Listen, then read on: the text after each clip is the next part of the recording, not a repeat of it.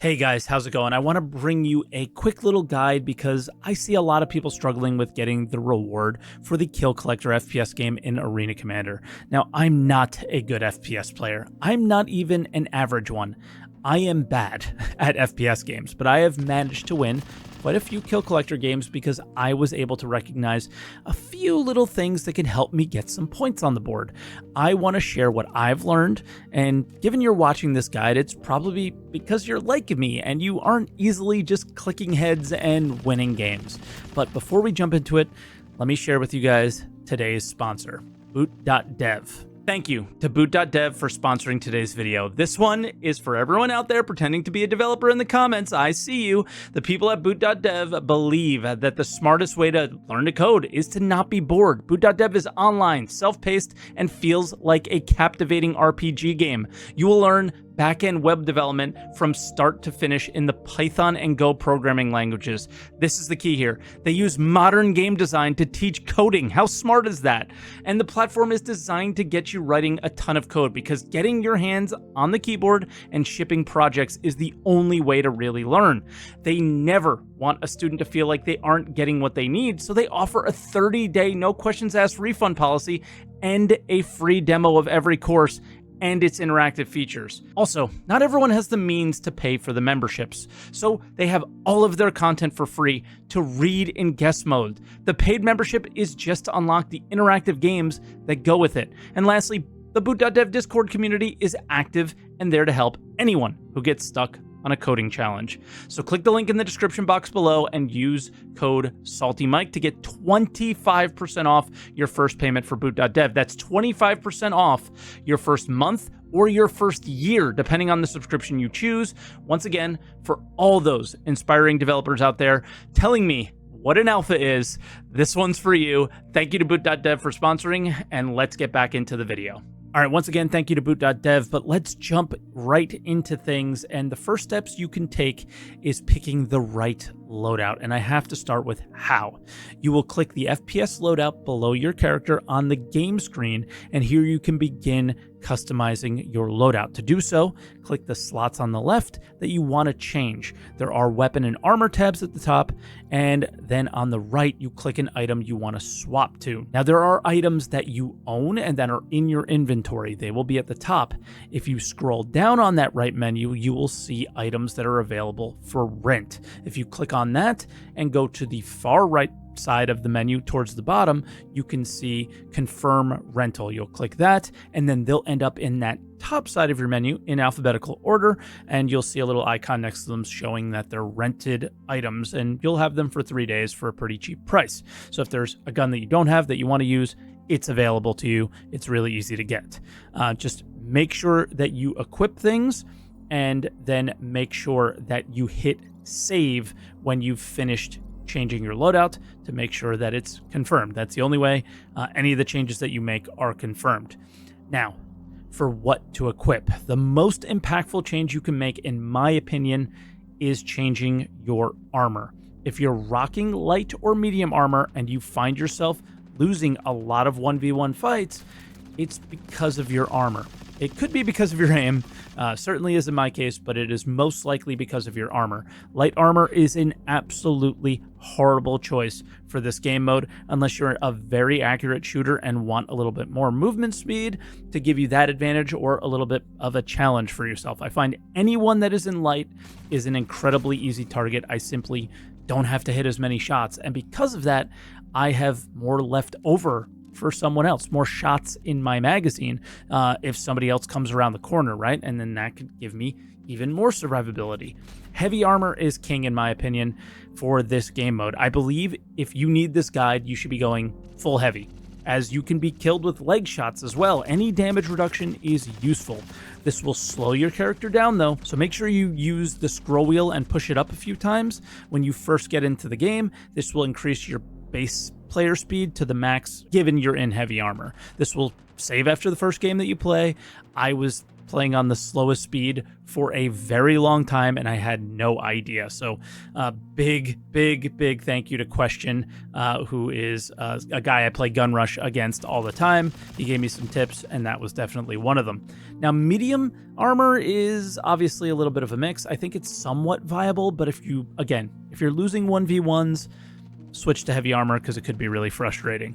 Now, this leads us into the next factor here, the weapons you choose. Now, obviously, your aim is going to be the most important factor on whether or not you win fights, but some of the choices you make here on guns can really make a difference. So I'm going to go through some of the advantages and disadvantages, and hopefully this can give you the most information to choose the best options for you. Now, in general, you have two options you're choosing for here. That's DPS, or damage per second, or just straight up magazine size, because that actually matters here in this game mode. It does matter in the PU for certain missions and things like that, but in Arena Commander, in this Kill Collector game mode, magazine size matters. But we're going to start out with DPS guns, and some of the best ones are SMGs. So this is your Custodian, your C54, or the P8SC. For me, the Custodian is the best SMG because it has the most rounds and allows me to miss a few times and maybe recover from it and get a kill. The big negative here, though, is it has a very slow reload time, so you'll get caught out without the ability to really fire back or defend yourself very often with this gun. So make sure you're reloading in safe places, and I actually tend to go with reloading this gun before even healing myself. There are other advantages for the gun as well, though. If you do need to defend yourself and you're at a bit of range from the person who's shooting at you, there's no damage drop on this gun as far as I'm aware, so you're able to suppress or even take enemies out at a greater distance than they can if they're using a different gun from you. Now, the C54 is a close second to the Custodian for me. It does a ton of damage very quickly, and it has a fast reload, but it has a very small magazine size. So in the hands of someone who's a good FPS player, this is a nice choice. I've certainly been completely frustrated by really good players using this gun. So again, if you're pretty good at the game and you're watching this video, that's probably going to be your go-to. Then there's the P8SC. It falls in the middle for magazine size, and I'm not sure what's up with this one. I felt like I wasn't doing as much damage as the Custodian or the C54, but I've completely struggled against good players using this gun. So I'm just going to go with, if you're a novice, I don't suggest you use it, but if you're a good player, give it a try, because good people have beaten me up pretty good with it. I think they're just hitting headshots and I'm not, is my guess. LMGs are the next best option, but I think this is my recommendation if you're a novice player. If you are a novice player and don't have very good aim, go for LMGs. There are three guns that fall into this category: the FS9, the Demico, and the F55. Why I say this about LMGs is because they have really big magazine size. So for the longest time, the FS9 was the king of all weapons in any game mode, PU, whatever, but since then it's kind of had a nerf to its magazine size, which sits at 75 bullets, only 15 rounds more than the Custodian, but when you run out, the reload times are even longer. Out of all the SMGs, I think the FS9 is by far the easiest to control and is the strongest 1v1 LMG. Obviously, the SMGs are better in 1v1, but for LMGs, this one is really strong. But because of the smaller magazine size compared to the other LMGs, you might lose multiplayer fights more often than you'd like. This is my go-to in smaller games where you might encounter more 1v1s, like 5-6 players instead of the full lobbies of, I think, 12. The F55 is the next gun, and it has the largest magazine at 150 rounds. Now, this has a slow spin up to actually start firing its bullets and isn't super easy to control. But in full games and on close quarter maps, this thing tears apart those clumped up fights. I like this one personally for the crazy games, but again, it gives you a chance to get 2 or 3 coins without having to have really good aim. Just spray and pray, baby. The Demico is in the middle of both guns with a magazine size of 100, but it does a lot less damage than the FS9. So if you're coming up against FS9s in 1v1s, you're probably going to lose using the Demico.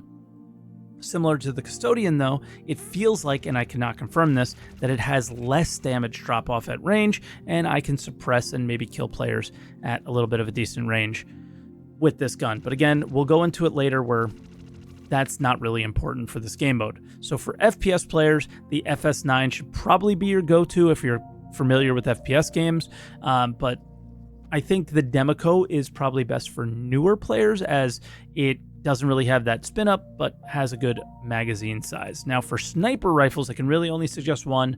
Go for the P6LR. It one-shots medium armor in the head, lights in the chest, and 2 shots heavies, and it's really easy to control and has a much higher fire rate than it should for now. So if you can aim, this gun is going to frustrate the entire lobby.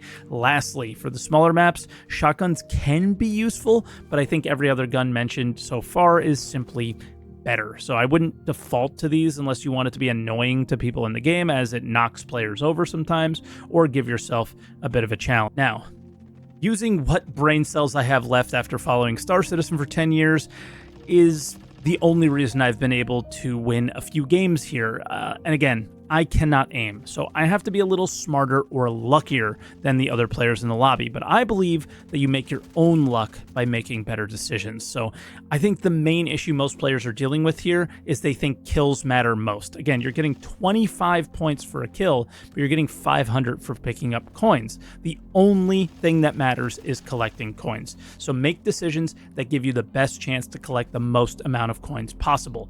The first obvious choice is to be the janitor. Wait for players to fight each other, especially in full lobbies, and clean up their mess. Anyone alive will likely be low HP. You take them out and collect whatever coins are available. This leaves you with hopefully a good number of rounds in your magazine for a 1v1 because somebody might be hearing all those shots and running to your direction, and you just gained multiple coins by putting yourself in the right position. Smart, not lucky. Next, pay attention to where you spawn. Learn your maps.